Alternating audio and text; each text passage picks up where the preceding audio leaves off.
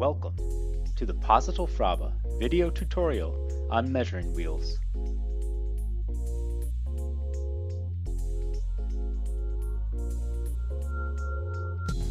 A rotary encoder can measure linear distance. Typically, measuring wheels are used with incremental rotary encoders.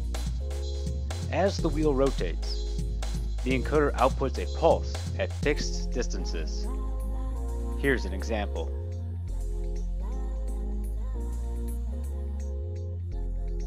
Measuring wheels are available with a variety of contact materials and textures for different surfaces. Measuring wheels are commonly used in cut-to-length applications and linear positioning.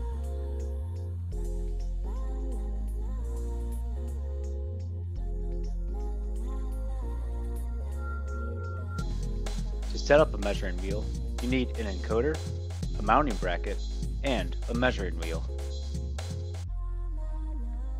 The springs in the mounting bracket maintain a consistent force between the material and the measuring wheel, no matter the direction of rotation. Using a Posital programmable encoder with a measuring wheel is quick and easy,